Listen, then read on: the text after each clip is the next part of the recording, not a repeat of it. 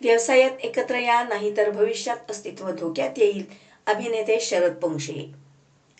वातावरण भारावले होते. उपस्थितांच्या डोळ्यात अपेक्षा आणि मनात अस्वस्थता होती.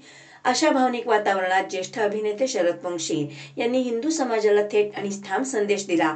आपल्या पुढील पिढ्यांना सुरक्षित आणि स्वाभिमानी भारतात जगायचे असेल तर आजच व्यावसायिक पातळीवर एकसंध होणे अपरिहार्य आहे. सांगली येथील राजमती भवन येथे हिंदू व्यवसाय बंधू आणि सर्वमंगल ग्रुपतर्फे आयोजित प्रदर्शनाच्या उद्घाटनाप्रसंगी ते प्रमुख पाहुणे म्हणून बोलत होते. सभागृहात टाळ्यांचा कडकडाट होत असतानाच त्यांच्या शब्दातून समाजाबद्दलची काळजी आणि तळमळ स्पष्ट जाणवत होती. आज विविध व्यवसायांमध्ये आपला सहभाग कमी होत चालला आहे. जर आपणच एकमेकांना आधार दिला नाही तर उद्या आपल्या मुलांना संधी कोण देणार, असा सवाल करत त्यांनी समाज माध्यमांच्या माध्यमातून नेटवर्क तयार करून आपल्याच माणसांना काम देण्याचे आवाहन केले. त्यांच्या या विधानाने उपस्थितांमध्ये आत्मपरीक्षणाची भावना निर्माण झाली. या प्रदर्शनात सुमारे 68 स्टॉल्स उभारण्यात आले असून गृहउद्योग, बचत गट आणि विविध व्यावसायिकांचे उत्पादन एकाच छताखाली उपलब्ध करून देण्यात आले आहे. स्थानिक व्यावसायिकांना चालना देण्याचा हा प्रामाणिक प्रयत्न असल्याचे आयोजकांनी सांगितले. कार्यक्रमाच्या शेवटी चित्रकला स्पर्धेतील विजेत्यांना पोंक्षे यांच्या हस्ते पारितोषिके देण्यात आली. त्यांच्या हस्ते सन्मानित होताना अनेकांच्या चेहऱ्यावर आनंद आणि अभिमान झळकत होता. समारोपाच्या वेळी एकच भावना सर्वांच्या मनात होती, एकत्र आलो तरच सक्षम होऊ.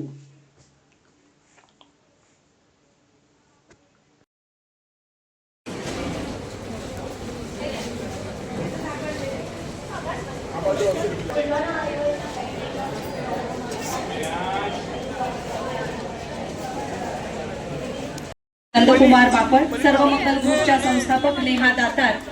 मी शरददादाचे खूप खूप आभार मानते. सगळ्या स्टॉल्सना प्रत्येकाकडे जाऊन त्यांच्याशी बोलून त्यांना शुभेच्छा दिल्यात आणि सगळे स्टॉल होल्डर आमचे त्याच्यामुळे खूप खुश आहेत आणि सगळ्यांचे प्रॉडक्ट पण त्यांनी खूप कौतुकाने बघितलेत. सर्वमंगल ग्रुप 2020 पासून कार्यरत आहे आणि हे सर्वमंगलचं 19वे एक्झिबिशन आहे आणि माझे पर्सनली 180+ एक्झिबिशन्स आतापर्यंत झालेले आहेत. सो हे पहिलं एक्झिबिशन आहे ज्यामध्ये सर्वमंगल ग्रुप आणि हिंदू व्यवसाय बंधू, कारण दोघांचाही उद्देश एकच आहे, म्हणून आम्ही एकत्र येऊन हा एवढा मोठा घाट घातलाय आणि अख्ख्या महाराष्ट्रातून इथे स्टॉल झालेले आहेत. सो सगळ्या स्टॉल धारकांच्यासाठी आपण एकदा जोरात टाळ्या वाजवूयात. भरपूर गावाहून सगळे स्टॉल होल्डर्स इथे आलेले आहेत आणि सांगलीकर आपला हा कार्यक्रम झाल्यानंतर सगळ्या स्टॉल होल्डर्सना नक्की व्हिजिट करा. सगळीकडे भरपूर छान छान गोष्टी आहेत. आणि आता हा हिंदू व्यवसाय बंधूचा 2024ला पहिल्यांदा त्याचं आपण प्रदर्शन भरवलं. सांगलीमध्ये ग्रुप स्थापन झाला. इचलकरंजी, तासगाव या ठिकाणवरनं कोल्हापूर या ठिकाणी हे ग्रुप स्थापन झाले.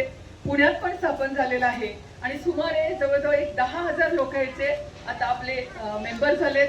उद्देश हाच आहे की आपल्या लोकांना काम मिळावं. जे छोटे व्यावसायिक आहेत, मग ते प्लंबर असतील, फिटर असतील, पिंजारी असतील, अशा लोकांच्या ची एक सूची आपण एक डिरेक्टरी मागच्या वेळेला आपण केली होती. आता एक YouTube चॅनल आणि आज आम्ही त्या पेड मेंबरशिप सुद्धा आम्ही शरदजींच्या हस्ते त्याचं उद्घाटन करणार आहे.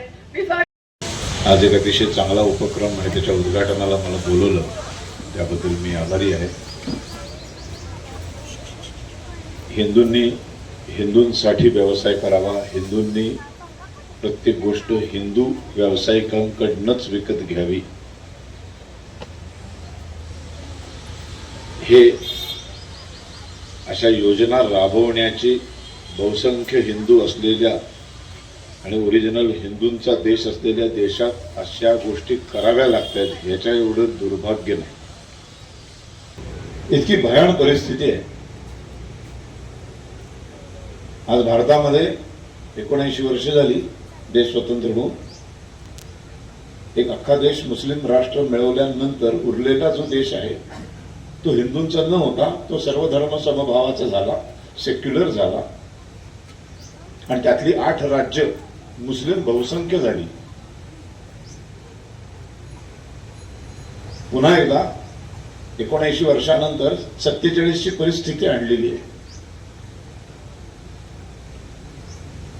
मी कुठेतरी एका ठिकाणी वाचलं होतं की 47 साली देश स्वतंत्र नाही झाला, 47 साली देशाचे तुकडे नाही झाले, देशाचे तुकडे होण्याची सुरुवात झाली. तो फक्त पहिला टप्पा होता. आता दुसऱ्या टप्प्यावर आलोय आपण. अजून एक तुकडा. दर 75 वर्षांनी एक एक तुकडा हिंदू जागाच होत नाही.